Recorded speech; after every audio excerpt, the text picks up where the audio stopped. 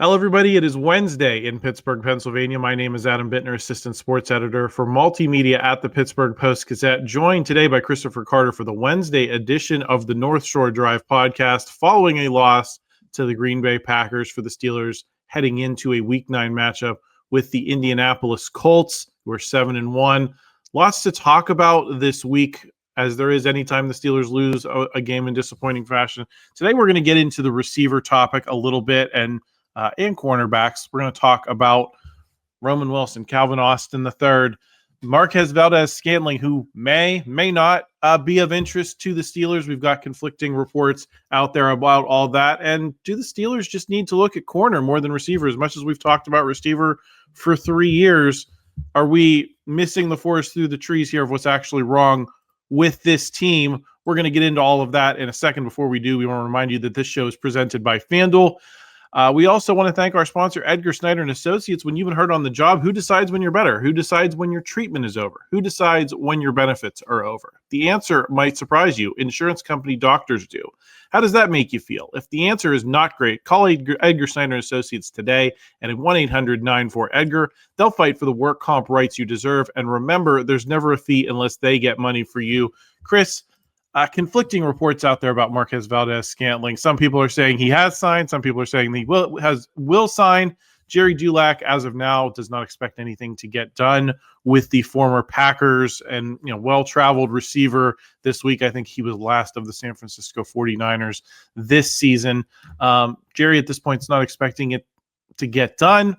Either way, we believe he's been brought in to kick the tires on that. So I wanted to get your thoughts on him and whether he has anything left at this stage, even with the pre-existing relationship that he had with Aaron Rodgers from their days in Green Bay, or is this just another Gabe Davis situation where they bring a guy in to kick the tires, but maybe there's not a ton of heavy interest there?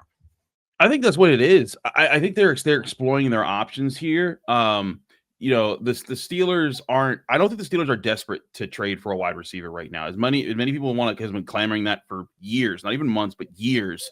Like I think they look at their offense right now and they see like, you know what, they're actually doing pretty well. Like honestly, if you would come into this season and told me the offense right now would be averaging 25 points per game, and that would be the 11th best scoring offense in the NFL, tied with Matt Stafford and the Rams, I would take that 1,000%. And I would say like, hey, the Steelers are doing something right there. And so I don't see the need to really shake up anything on offense. You could maybe get a little bit sharper here and there. And if they do sign a Marquez Valdes-Scantling or someone like that, it would be purely to get a taller, bigger bodied outside wide receiver, or a pure route runner wide receiver who could get separation, and just to simply make them the other outside guy while they rotate Roman Wilson and Calvin Austin as far as slot guys, move them all over the field. And maybe if they think, hey, we want to pour in more into we want to become a higher, more explosive offense instead of a control the ball offense. Granted, they haven't really been much of a control the ball offense because they're one of the worst teams in time of possession, but they're putting up points. And so I don't know if adding another wide receiver, unless you get a really, really big name, and that just seems that would go against everything that they believe in right now, I think, to make things happen. Because I still say, like, for all the people that said it at the beginning of the season, who were saying this team is all in, they're doing everything they can to win a Super Bowl this year, they are not, because they still have all of their draft picks for next year, and they are fully invested in making this a really good draft class that's going to continue to rejuvenate the youth on this roster, the way you're seeing the offensive line play a lot better. So I think if Valdes-Scantling is signed, he is a Scotty Miller, Ben Skoranek replacement. I think they like what they're seeing out of Roman Wilson and Calvin Austin, and you'll see those guys still get their reps. But if they make a big move at wide receiver, I think another option could be like a Calvin Ridley type, who would be a legit like number 2 guy to DK Metcalf, and would be a big investment. But I still see that as just a really big swing at something that I don't know if it changes that much about this current team right now. Yeah, I think I'm right along with you there, Chris. If you're going to trade draft capital, you need to bring in someone who is a legitimate upgrade on what you have in that locker room. My thing with Marquez Valdes-Scantling is I don't know that he is an upgrade, and I don't know that you want to be taking Calvin Austin, Roman Wilson off the field any more than you kind of are already to play these heavy sets. Right. And those guys aren't playing full games. They aren't getting full offensive snaps. You've seen some positive things, especially from Roman Wilson in the last couple of weeks. His trajectory is, it's not like he got some garbage time catches this week, so you don't want to make too much of those. But he had the big catch at the beginning of the game, and you've started to notice him more in these games. Don't you want to see it play out with these guys a little bit more before you start throwing around your draft capital? Yeah, I think that would be a lot to just kind of abandon hope on these guys. I mean, Calvin Austin didn't really take off his second year because remember, he missed his full first year just like Roman Wilson did. And then his second year, he was kind of figuring it out. And it wasn't until last year, third year, where you were like, oh, man, wait a minute, this guy can make some plays. And this year, he's just been banged up several times. But, you've seen his playmaking potential. And I think Roman Wilson's starting to show that. But something else that, I thought was really interesting was like a couple weeks ago, Adam Schefter put out a report, the Steelers are looking for speed at wide receiver. They've got speed on speed on speed. DK Metcalf ran a 4.3 40-yard dash coming out the combine. So did Calvin Austin. So did Roman Wilson. So did Scotty Miller. They have 4 guys that have burning speed. I think if the Steelers were to get a wide receiver that would be different from what they have now, it would be a pure route runner, a guy like Deontay Johnson when he wasn't being crazy, who gets separation, who creates – who in when he's up against man coverage or when it's zone, he can fill out the soft spots of the zone, who can find ways to make easier throws for Aaron Rodgers that he can anticipate in getting open at different parts of the defense. So if that's a thing, that's what they'd be going for. But I truly don't think that that's the biggest need that this team has right now. Their offense is scoring at a rate that I think is acceptable for what it is. You want it to get better throughout the year still. And I'm not saying that they don't need to improve, but I think that the pace that they are on is fine. And I think that the true problem right now is the defense. And that needs to be, I know people are like, it's the most expensive defense in the NFL.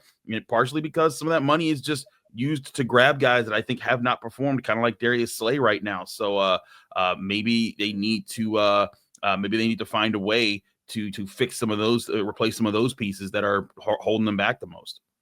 I think usage is a big question as you get toward the trade deadline for this reason. Chris, I was writing in my PFF grades post that's on postgazette.com today that even DK Metcalf's numbers, I mean, the percentages are like elite. He's getting these when he's getting the ball, he's doing incredible things with it. I think his yards after the catch and yards after the catch per reception are like top in the NFL. Great average depth of target. Great yards per reception, all of that. He's up in like the top 5 with these guys, but they're not getting the ball to him enough. And on some level, that seems like a deliberate decision of we're going to run these heavy sets. We're not going to run things through wide receivers. So it begs the question of, and this is a historical trend through a lot of Arthur Smith offenses, just does not use the wide receiver as much as, maybe you did in the Ben Roethlisberger era, filters things, a little bit more.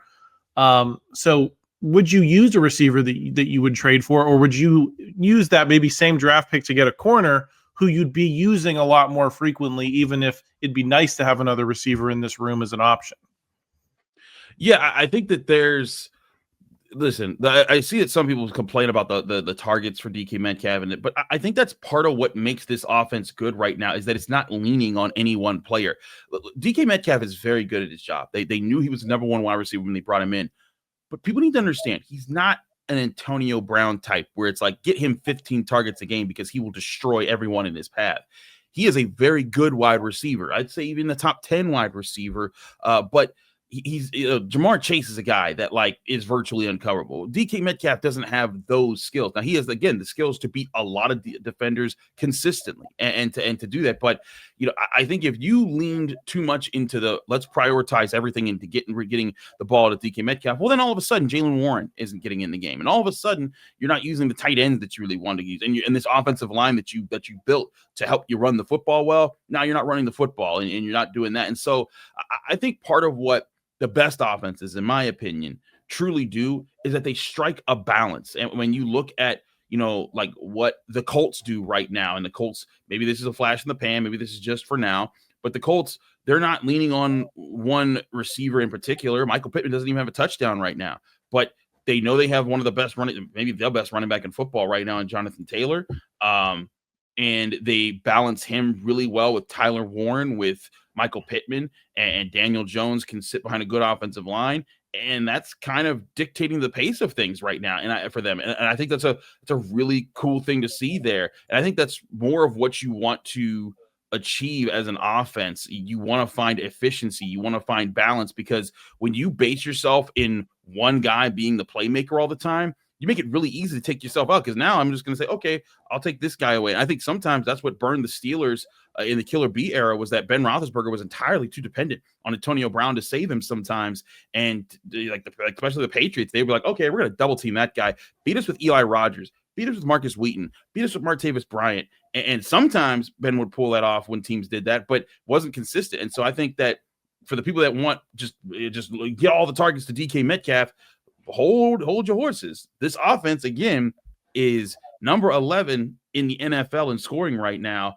I wouldn't try to jumble that plan up too much. I think they're on a really good pace, and I think they could even get higher with how well the offensive line is starting to play. Yeah, I think that's entirely fair. Chris, you mentioned cornerbacks and that need that they have. How many upgrades do you think are realistically available out there who might get way higher percentages of snaps than a second or third receiver might for the same amount of draft capital? Sorry, are you asking how many corners would get more playing time than necessarily a second or third wide receiver? Yeah, I think so. Yeah. I mean, it's tough to just list off all the corners that could. I mean, the thing about the trade market is that people ain't available until they're available sometimes. Like, for example, I thought there was one guy that they really could have looked at, Roger McCreary, who was the Titans cornerback, was a second-round pick who I thought was pretty solid. But the Rams just traded for him, and they traded they flipped, I think, a fifth or into a sixth for the Titans to get them off of his hands, because he was in the final year of his contract. And so like that would have been an ideal situation. And I don't know if it would take a third or fourth round pick for a guy like that. I think Tariq Woolen is a name to look at right now when you look at players in the Steelers in the sphere that the Steelers should be looking at. I think that there are talented guys out there. I think that you could look at maybe a Kyle Duggar if you were to pull another name, because I don't think it's just cornerback. It's also safety right now with Deshaun Elliott going down, and Mike Tomlin bringing up that they've brought in Eddie Jackson and Von Bell, two longtime NFL veteran safeties, in for workouts. So I wouldn't be shocked if the real move we see in the coming weeks, because you got week, because it's one more.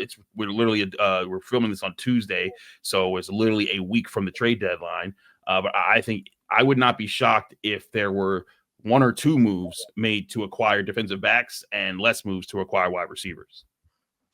We'll continue to monitor all of that. The Steelers are 3-point underdogs this week, according to our friends at FanDuel, so please make sure you check them out if you're considering placing a wager on this game. Chris, thanks for joining me this week. Everyone else, please subscribe to the channel. Please like this video if you enjoyed it. Help us out in the YouTube algorithm.